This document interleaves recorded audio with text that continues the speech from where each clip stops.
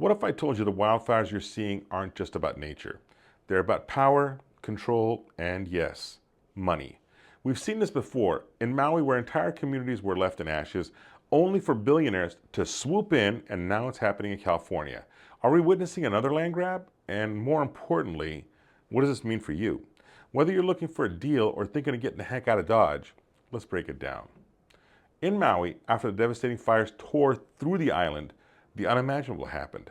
Families who lost everything were forced to sell their land, sometimes for pennies on a dollar. Investors, developers, and even celebrities swooped up and brought up properties, faster than you can say real estate opportunity. Now, Governor Gavin Newsom recently hinted that California could see something similar. Wildfires are reshaping the map, and the question is, who wins? And who loses? Is this just an opportunity for investors or just another nightmare for the average homeowner? Now, this is what they're calling the land grab, and here's how it works.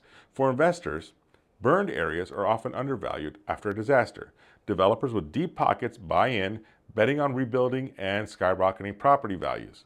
For homeowners, if your home burns and you don't have insurance or you underinsured, you're left with two choices: fight to rebuild or simply sell out. And in places like California, where regulations make rebuilding a decade-long process, many choose to sell and leave. For the market, supply shrinks, prices surge, and communities are forever changed. Just like in Maui, the little guy often loses. Look at what happened in Lahaina.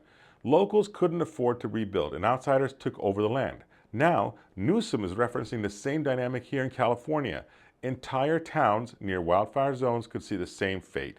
Investors might see dollar signs, but for the families who lived here for generations, it's a tragedy. Is this a warning or an opportunity? Well, maybe it's both. So what does this mean for you? If you are an investor looking for undervalued land in fire zones, but be prepared for the red tape, California is notorious for rebuilding regulations. But if you can weather the storm, these areas often have massive appreciation over time. Now, if you're a homeowner, make sure your insurance is airtight. Wildfires are a stark reminder of how quickly things can change. If you're thinking of selling, now might be the time to cash out and move on to a safer area. For everyone else, watch where the big money is going. Follow the land sales, follow the zoning changes. That's where the future is being built. So here's the million-dollar question. Is the land grab a tragedy, an opportunity, or both?